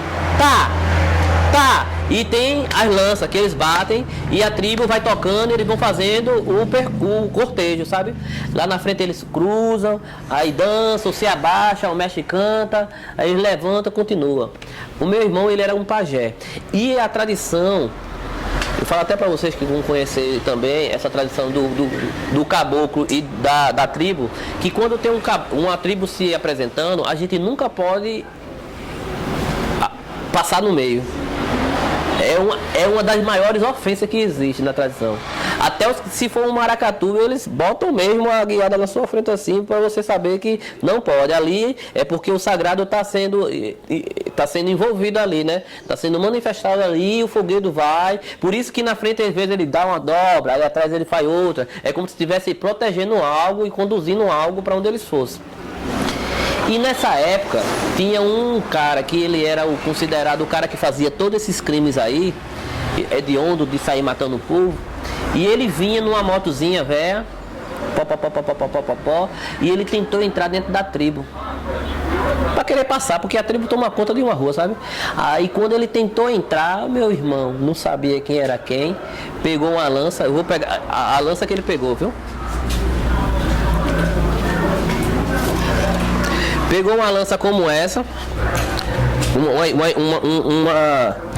um facão como esse, pegou assim e colocou na frente do cara que estava conduzindo a moto, pegou aqui, abaixo do capacete. E não quis história, não sabia nem quem era, saiu empurrando. Aí o cara foi perdendo a força, soltou a moto. Pum, a moto caiu, o cara ficou pro lado e o cara ficou. Aí o pajé voltou para onde estava dançando, fez as danças, a tribo indígena foi embora, a moto caiu e aquele cara que todo mundo tinha o maior medo daquele cara, ficou meio que pensando, mas rapaz, que situação, que humilhação que eu passei agora. Aí ficou por ali, disseram que esse cara, lá na frente o pessoal cutucou o meu irmão e fez assim, ó, tu sabe quem foi que tu fez aqui dali? Aí ele, nada, não pode não passar não. Ninguém passa, realmente ninguém passava não. Quando chegou na frente, pessoal, tu mexeu com fulano de tal. Aí falou o nome do cara, era um cabo. Um cabo que fez coisa errada. Cabo realmente do policiamento fez uma coisa errada e o pessoal baniu ele da patente que ele tinha e ele se tornou um pistoleiro. Fizesse isso com tal cabo. Aí o pessoal, aí ele, é sério, porque às vezes a fama do homem, da pessoa é tão grande que antes da pessoa chegar, a fama já tá lá, sabe? E meu irmão não tinha todo esse conhecimento, mas sabia o que ele fazia. Aí eu só sei que a tribo fez uma autoproteção, começou a fazer aqueles envolvimentos que fechava, disseram que era o camarada dentro. E numa tribo, tava todo mundo com a fantasia de índio. Cabelo grande assim, porque eles usam uma peruca grande, cara pintada, roupa, e ali ficou ali, aí meu irmão trocou de roupa, ali já jogaram uma água na cara, já saiu, botou uma roupa ali dentro da própria, era a tribo fazendo um negócio, meu irmão trocando de roupa ali, aí o camarada ficou, ó, andando, e meio que ele meio que se encantou. Eu diria que a entidade meio que encantou ele, que ele não conseguiu identificar quem foi que tinha feito aquilo com ele, sabe? Aí eu falo sobre a questão do calço, da proteção que o sagrado dá dentro de qualquer fogueiro. Eu já cheguei a brincar a cavalo marinho, onde chegou alguém para fazer um mal ao outro, e a pessoa olhar para um lado, olhar para o outro e dizer assim, cadê fulano e tal? perguntar a pessoa. E a pessoa, sei não quem é não. E a pessoa sair, esse daqui dá uma carreira e o outro ficar sem saber. Quer dizer, é a proteção que se tem dentro do sagrado, sabe? Eu não posso falar de nada assim, de nada de dentro de um rancor, de um PG, porque eu não cheguei a acompanhar todo esse processo, né? Eu ia muito para um terreiro para a gente assistir, celebrar mesmo o divino, porque eu venho de famílias da tradição, seria isso. E uma mulher, como é que entra na sua vida, na sua história? Então, em 2012, uma mulher é muito recente, né? Em 2012, quando a gente começou a fazer o cavalo marinho pelos cantos, eu sempre gostei de fazer o algo. Acho que é porque eu seja, sei lá, canceriano. Eu gosto muito de fazer um algo e depois ficar observando qual a reação do outro. Porque eu acho que se a pessoa faz uma arte e a arte não mexer com o outro, não tem muito aquela função, né, assim. E quando eu comecei a brincar cavalo marinho, e aí estava formado o cavalo marinho ali, aí eu de vez em quando eu botava alguém para rabeca, ou já tinha alguém na rabeca, eu ficava muito pelos bastidores para observar o que o povo gostava de estar vendo ali. Às vezes até uma figura, o pessoal fala, eu gosto dessa figura, mas tal figura é melhor. Eu já na próxima eu fazia, não tá tal figura não, tá a próxima, depois disso, sempre para melhorar. E quando eu estava vendo os pessoal, isso aconteceu até uma vez ali, na casa de dona Neuza, a gente tava brincando na frente dessa casa mesmo dela. Aí ela falava e vinha uma senhorinha também falando, mas rapaz, cavalo marinho é bom, mas antigamente tinha uns babau aqui. Aí eu tinha uns babau. Oxi, babau. Eu não sabia nem o nome certo do brinquedo. Babau. Aí eu fui me interessando, né? Babau, mas como é que era esse babau? Menino aqui na esquina, olha.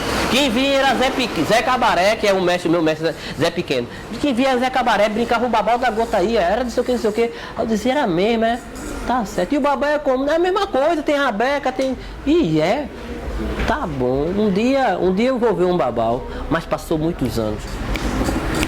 Nada. Assim, passou muito tempo, nada. Quando foi em 2014, eu tive a oportunidade de ir para um cavalo marinho e o pessoal, eita, chegou o Zé Cabaré. Zé Cabaré. Aí uma coisa associou com a outra. Eu falei, oxente, babau, Zé Cabaré, ele é o mestre do babau. Opa, mestre, como é que manda as coisas? Tá, como é que vai? Aí eu comecei a fazer amizade com ele. Aí e o babau? Aí cheguei até conversar com o babau. Ele falou, eu tinha uns bonecos em casa, já não tenho mais. Eu falei, mas por que não faz um boneco? Eu faço, mas não tem madeira, não tem não sei o quê. Quando foi no outro dia, eu já apareci por lá com umas madeiras já. Olha, não tinha, mas agora tem. Se quiser fazer umas cabeças de boneco, pode fazer. Aí entreguei a primeira madeira de mulugu pra ele. Tome. Aí ele cortou. Quando foi depois que eu fui visitar ele falou, eu fiz 3 cabeças de boneco. Ele falou, foi mesmo, mestre. Mas rapaz, você vai fazer o brinquedo? Eu falei, ele falou, já botei já uns bonecos já tô vendo que... Eu acho que eu lembro das brincadeiras. Eu falei, então, mestre, vamos fazer uma brincadeira? Aí surgiu a oportunidade de conhecer outro mestre chamado Bodete. Esse mestre Bodete, ele é lá de Itambé. Aí esse mestre Bodete, aí eu fui lá na casa do mestre Bodete, ele falou, rapaz, eu não brinco mais não, mas quem brinca é seu Bill da Macaca. Bill da Macaca, ele é o mestre lá da Usina Maravilha. Olha só, Usina Maravilha, bem pertinho onde minha esposa nasceu. Tá vendo que as coisas são muito interligadas? Aí eu falei pra ele, né? Então vamos lá, mestre, conhecer o seu Bill da Macaca. Oxente, quando a gente foi lá visitar seu Bill da Macaca, ele já tinha falecido. A mala de boneco tava com a filha. A filha já tinha vindo de outro pessoal da família. A metade da mala tinha queimado. Disseram que foi um fogo acidental. Mas na realidade ninguém sabe se quiseram botar fogo, porque dizem que quando ele estava doente e quando ele não brincava boneco, os bonecos vinham acordar ele no sonho.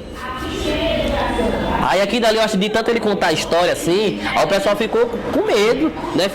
Aí eu acho que botaram fogo por conta disso. Aí eu cheguei lá e a Dona Cal, o dono da feira, Dona Cal, esse boneco. Ela falou, não, esse boneco. O ano letivo 2024 na rede municipal. Ele falou assim, esses bonecos eu não brinco mais não. E a senhora não vai brincar não? Não, eu vou não. Aí aproveitei que tava com o mestre Zé Pequeno, né, com o mestre de Bodete, aí eu falei pra Bodete, mas Bodete não tinha como a gente nem comprar esses bonecos, porque se a gente comprasse esses bonecos, a gente ia conseguir botar um babau pra gente lá em Itambé. Ele, não, mas eu posso conversar com ela pra ver. Aí conversou com ela, aí na época a gente comprou esses bonecos por R$900. 900, eu achei tão barato, porque isso me deu uma dimensão, sabe? Aí, R$900, era uma mala de boneco, de madeira, a metade queimada. Hã? Tinha vários bonecos? Tinha, era uma mala de boneco, tinha uns 120 bonecos por aí. 120 bonecos por aí. Agora tinha boneco que já não tava valendo mais, tipo, já tava... A vestimenta do boneco tinha, a traça já tinha comido, algumas coisas quebradas, algumas outras lá. Aí o que acontece? Aí a gente comprou, trouxe na mala do carro. Quando chegou aí eu, e aí, Bodeto, vamos brincar? Vamos. Aí a gente começou a fazer brincadeira. Aí fizeram um festival pra banda ali, aí Bodeto levou 4 bonecos. Eu nunca tinha visto ninguém brincar. Ele botou 4 bonecos na empanada e fez um casamento. A coisa mais engraçada no mundo que eu já tinha visto foi aquele, né? Ele fazendo, e ele dessa vez me colocou para ser ajudante dele. Aí eu ia ser ajudante dele, eu ficava, meu Jesus do céu, bicho, como é que esses bonecos, só 4 bonecos aqui em cima. Aí ele levanta o boneco, Pedro, aí eu levantava o boneco, ficava com o boneco ali, aí não sei o que, ele inventava tanta história. Aí tinha uma hora que tinha uma briga, tinha uma hora que chegava o padre, aí o padre começava a paquerar a noiva, aí era uma resenha, começava a fazer, aí a primeira vez que eu vi aqui dali, eu falei, rapaz, me apaixonei por aquilo dali. Porque por causa daquela minha observação que eu tinha do cavalo marinho, de ver uma rabeca tocando, alguém com uma figura e 200 pessoas do lado, como é que pode um homem, eu ficava pensando, um homem com uma máscara no rosto, fazendo verso e dominar esse público. Aí eu fiquei encantado com aquilo dali. Quando eu vi um cara levantando um boneco e 200 pessoas, eu falei, gente do céu, como é que ele tem essa dominação desse público? Aí pronto, desse dia pra cá eu comecei. Brincar. Aí brincava lá em Itambé e brincava em Pedra de Fogo. Brincava lá e brincava. E as coisas eram só babau e mamulengo. Quando foi um dia, surgiu a oportunidade de brincar em um lugar. Aí qual é o nome do grupo? Aí eu falei, não tem não. Mas é babau, é babaulengo. Babaulengo. Aí ficou. Aí o grupo hoje, ele tem esse nome, Grupo Babaulengo. Vocês fazem ainda apresentação? Fazemos, faz. A gente contrata você? Contrata. A gente tem, assim, na realidade, brincada, a gente tem eu acho que eu chego a brincar, babau umas 4 horas. Mas só que hoje em dia, não é como antigamente. Os meus mestres, eles eram chamados para ir brincar numa barraca e eles só saíam de lá quando a barraca quebrasse. Quando a barraca quebrava pra gente, quando não tiver mais nada para vender, é que eles diziam, vou embora minha gente. Entendem? Aí, isso era antigamente, hoje em dia não. Eu conheci uma companhia chamada Boca de Sena, de João Pessoa, e eles vendo eu brincar, todo dia que eles vinham ver assim, as brincadeiras, era uma brincadeira diferente. Aí eles vinham brincar, era uma brincadeira diferente. Aí eles me pararam uma vez aqui para me entrevistar e falaram, Pedro, tu tem quanto tempo de brincadeira? Eu falei, eu já cheguei a brincar 4 horas. Menino, hoje em dia não é assim mais não. Hoje em dia, se você puder pegar e dividir por parte, é melhor. Aí eu fiz assim, dividir como? Não, tu monta uns espetáculos de 40 minutos, 1 hora. Eu falei, é mesmo? De 40 minutos, 1 hora, eu vou montar um monte aí. Aí montei a minha primeira brincadeira chamada A Risada do Banguelo. A Risada do Banguelo. Que essa Risada do Banguelo, eu montei ela. Quem não montou na verdade foi nem eu, foi o meu mestre que montou. Porque a gente ia para o Beco da Baiuca, que é subindo aqui, depois do centro comunitário tem uma entradazinha. Ninguém queria, porque era um beco violento. Ninguém queria ir pra lá, a gente vai botar o brinquedo lá. Aí a gente colocava o brinquedo lá todo sábado e todo domingo. Esses meninos, eu acho que era muito... Não tinha violência. Não tinha não. Não tinha e era... tipo, a gente fazia assim, ó. Criançada. Eu pegava o microfone e falava, minha gente, vocês que estão em casa, dá uma pausa hoje na novela, esqueça a Globo, dizia, né? Esqueça a Globo, pega uma cadeira e venha para aqui pro Beco da Baiuca, daqui a pouco vai começar. Olha, o povo com as cadeiras debaixo do braço, ó. Botava lá na frente da empanada, a gente demorava um pouquinho e começava. Vamos brincar. Só que toda vez, o cara, ele não ficava na frente. Era um senhorzinho, que ele até faleceu. Ele não ficava na frente. Ele ficava no lugar mais escuro que tinha do beco, porque o beco já era falho de luz. E ficava só umas luzinhas que a gente botava na boca da cena, aqui em cima, pra clarear os bonecos. E de vez em quando eu escutava uma risada tão engraçada, que às vezes a piada ia, aí ele ria, e aí a gente ficava rindo, e aquele riso ficava ali espalhado durante muito tempo, e ele que puxava o riso. E eu dentro da empanada sem saber quem era. Aí teve uma vez que eu falei, dessa vez, mas bota o menino por aí que eu quero ver o povo assistindo. Aí fiquei, daqui a pouco eu escutei a risada. Menino, era um senhorzinho que ele tinha só um dente na frente, mas ele tinha um dente só na frente e uma boca desse tamanho, rindo, coisa mais, sabe, estrondosa do mundo. Eu fiz, rapaz, bicho, é a risada do Banguelo. Aí pronto, eu falei, aí eu vi a passagem todinha que ele ria. Eu digo direto que foi ele que deu o termômetro da brincadeira. As passagens que o mestre fazia, aí ele não ria, eu dizia assim, não gostaram não. A passagem que ele fazia, riu, aí eu anotava. Aí pronto, quando eu tive a conversa com o pessoal do Boca de Cena, eu falei, eu já tenho já, uma brincadeira escrita já. Aí o pessoal, qual é? Não, é uma... Aí eu comecei a contar essa história do senhorzinho, aí o pessoal... Aí eu falei, então, ele falou, então Pedro, então é a risada do Banguelo. Eu falei, é a risada do Banguelo. Aí pronto, ficou a risada do Banguelo. O primeiro material que eu tenho, ele tá na internet.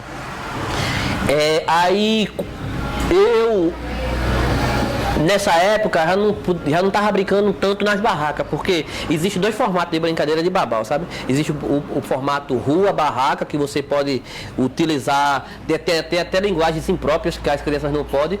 Tem linguagem de duplo sentido, que a criança vai entender de um jeito e o adulto vai entender de outro, e todo mundo vai rir do mesmo jeito. Mas quando eu comecei a ser chamado para as escolas, aí eu percebi que o risada do Banguelo era pesada. Era pesado.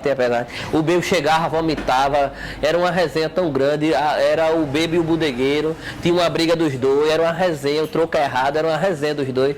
Aí quando eu fui pra escola, e na primeira vez que eu brinquei, aí eu falei assim, rapaz, eu preciso deixar isso pro público infantil. Aí comecei a ver o jeito de brincar, não sei o quê. Aí eu falei, já não é, esse material já não é mais a risada do Banguelo. Aí fiquei vendo. Aí montei a outra brincadeira. Minha segunda brincadeira se chama Viver, Sorrir e Brincar. Que é uma coisa mais... que fala sobre o vaqueiro Benedito, onde ele tá a fim de um serviço, o cara dá um serviço pra ele, ele começa a dizer que ele faz tudo e na realidade ele só sabe cuidar de boi. Aí ele começa a trabalhar, a brincar com o pessoal com boi e aí vai. Um monte de coisa. Aí montei Viver, Sorrir e Brincar. Aí o meu filho, vendo eu brincar, eu tenho 4 filhos, viu? Eu tenho Otávio, tenho Felipe, que são gêmeos, e tenho Tomás, e agora veio o Henrique. O Tomás, que é o terceiro, ele ama babau. Então tá, vou mostrar pra vocês a mala dele. Ele tem uma mala, eu fiz uma mala pra ele. A menina, se ele chegar aqui, ele faz uma brincadeira. Isso aqui é um boi dele, que eu fiz junto com ele. Tudo com garrafa, olha. Com garrafa. Isso daqui é o João Redondo dele, feito com garrafa também. E ele brinca com esse boneco todinho, viu? Aí tem o Benedito dele, feito com meia aqui em cima. Aí esse negócio, ajudei a costurar, ele que vai dizer, né? E essas roupas aqui, é tudo roupa que era dele, né? A roupa que era dele, eu dizia assim, olha, se tu guardar essa camisa vermelha, dá pra tu fazer a camisa do Benedito. Aí ele, é mesmo, aí foi, né? Essa cobra também. Aí quando eu fiz a cobra pra ele, aí ele ficou inventando um monte de história. Que a cobra engolia Benedito, que a cobra comia o boi, que a cobra fazia...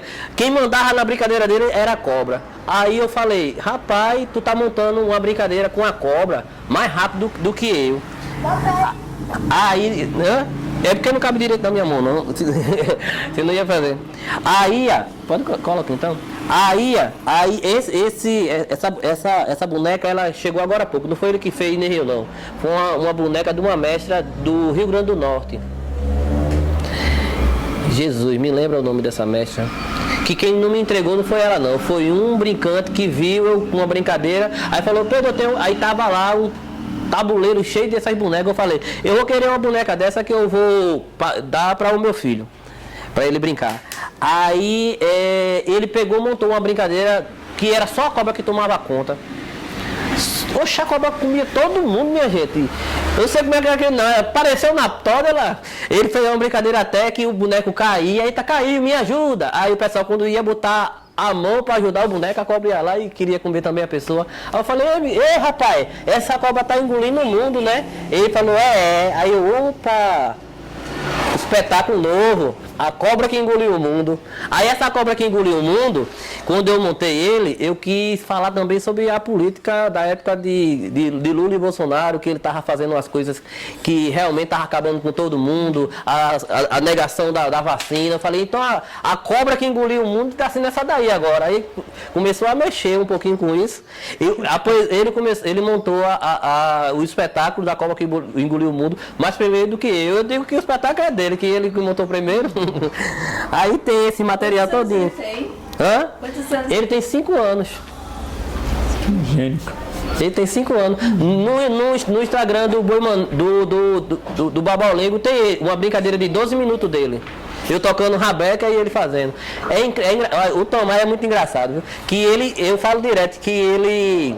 Da última vez ele veio pra cá, quem ficou foi minha mãe. Minha mãe gosta também de ficar puxando conversa com ele. Ele pega esse negócio aqui, aí vira pra cá, ele vira pra cá e aperta, aí pega esse tecido, ele mesmo que faz, viu? E ele vai cantando. Lererê, larará, e faz assim, ó. Aí vai pra trás e começa. Lá em casa ele já faz diferente. Lá em casa ele pega um cabo de vassoura, pendura no armário, de um canto pro outro, arma, vai na frente, diz, pessoal, com vocês, viver, sorrir, brincar, que é o espetáculo que eu tenho. Aí o jeito que eu faço, aí ele faz do mesmo jeito, vai pra trás da empanada e começa. Aí ele bota esse boi, ele tem um outro boi que ele fez, de plástico, aí ele fica, aí, cadê o boi? Aí começa a brincar com o pessoal. Peraí, eu...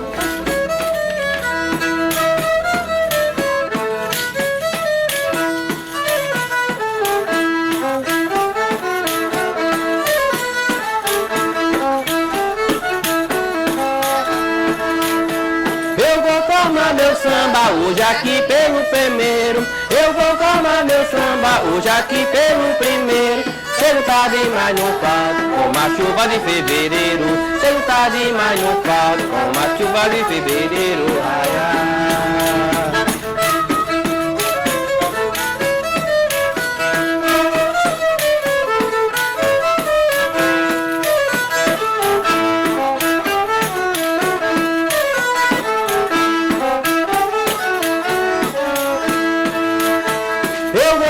Meu samba hoje aqui nesse espaço. Eu vou formar meu samba hoje aqui nesse espaço.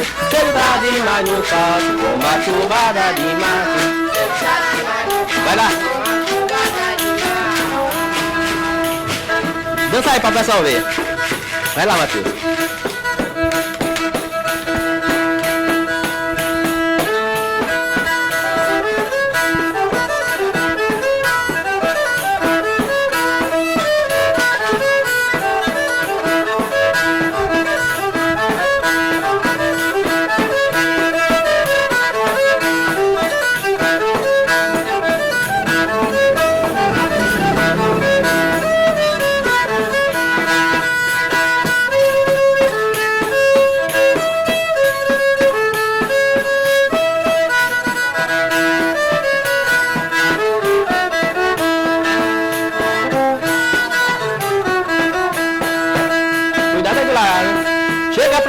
Mateus, adeus, manda. Chega pra frente, Mateus, adeus, manda. Deixa de amolação, leleô, adeus, manda, ia, ia. Leleô, adeus, manda, ia, ia. E manda, ia, ia. Chega pra frente, Batião, adeus, manda. Chega pra frente, Batião, adeus, manda. Chega de amolação, leleô, adeus, manda, ia, ia. Adeus, manda, ia, ia. Adeus, manda, ia, ia. Vaqueiro que corre boi, precisa de bojibão. Vou-me embora pra Campina, comprar o meu matulão. Vou-me embora, hoje sim, amanhã não. Mateus vem pra cá, papo vai voar. O capitão mandou chamar.